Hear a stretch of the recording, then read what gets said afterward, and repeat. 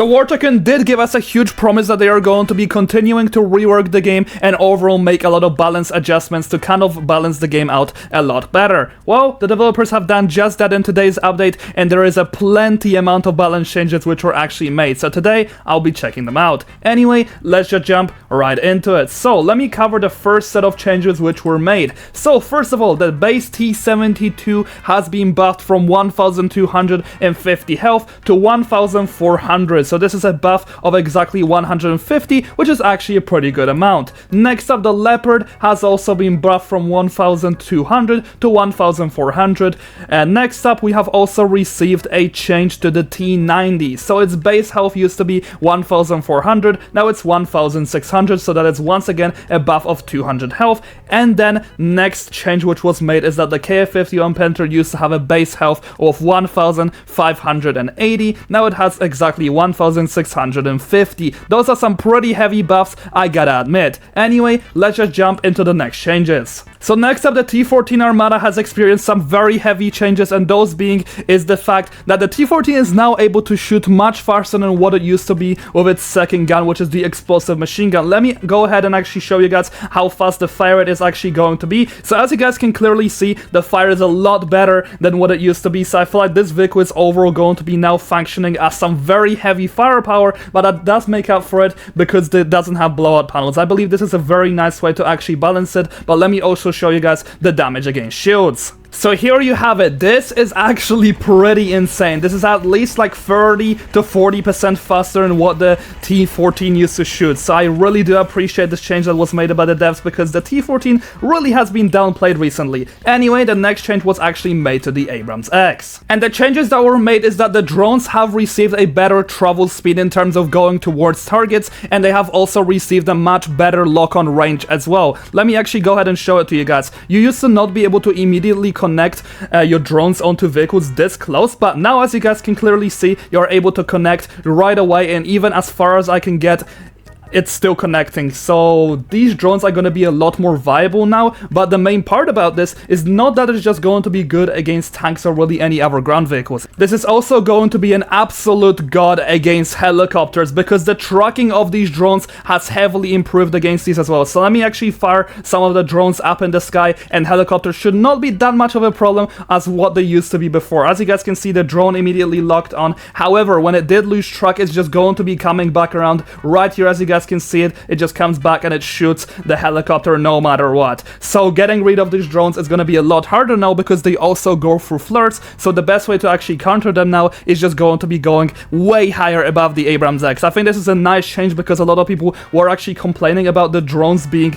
way too weak and just overall having terrible tracking. And I think this is a very smart way to actually go ahead and buff this vehicle, because I much more prefer them doing this over making some huge changes in terms of damage. I feel like just changing the mechanics of the vehicles is also another way to do it. Well, talking about mechanics, there has been a mechanic which was changed for the V22 Osprey.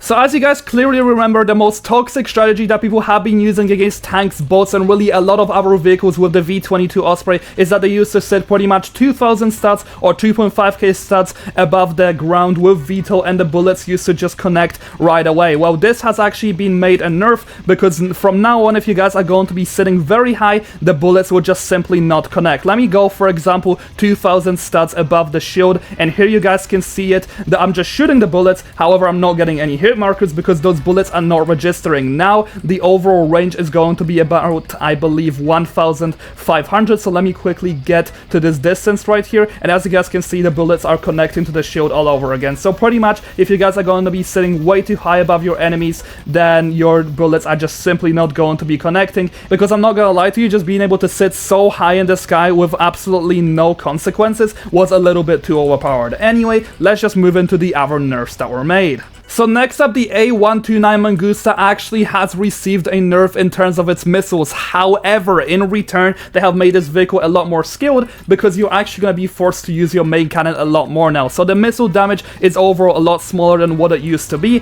But if we actually take a look at the cannon was actually buffed, so you guys will be able to actually mow down enemies a lot easier now, instead of just having to spam missiles against the enemies. I believe this is a very nice way to do it. It's to nerf the vehicle in one way and buff it in the other, power, and I believe having a stronger main cannon is way less game breaking than having overpowered missiles, which you are pretty much not really able to escape from. Anyway, the next change which was made in this update is that the A-10 has also received a buff and a nerf. So, as you guys remember, the A-10 was able to mow down tanks in pretty much 4 bombs. Well, this is not going to be the case anymore because the A-10's bombs have actually been nerfed in terms of damage. So let me quickly show you guys the bombs, and they're not gonna be as powerful as what they used to. Obviously, if you max them out, they're still gonna do some really good damages, to be honest, but they're not gonna be as good as they used to be previously. Now, the fire rate and the damage of the main cannon was actually buffed, so if you guys actually want to kill your enemies on the ground, you shouldn't have too much problems with that. I think this is also a very nice way to nerf the A-10 because now you're forced into a lot more skill play instead of just getting an instant win button, which is what these bombs pretty much had to offer. Anyway, the next thing which was also updated here is that the brand new AS-VAL, fortunately enough, actually has a lot more attachments. I remember when they only had like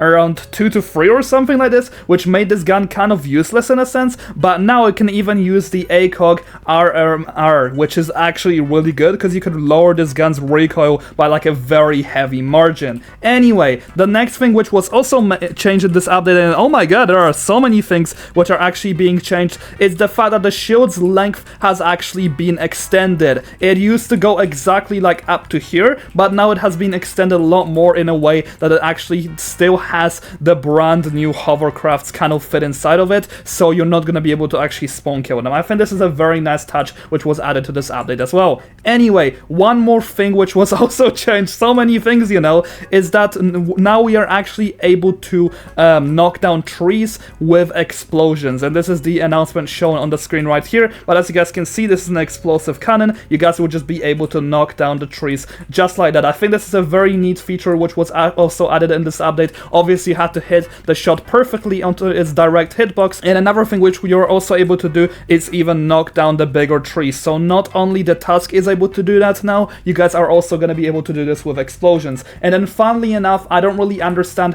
what was changed here because I don't notice the sounds as much, but as you guys can see on the screen right now, they have also updated the airdrop, flirts, and APS sound, so that's also another bonus. Anyway, one last thing before we end.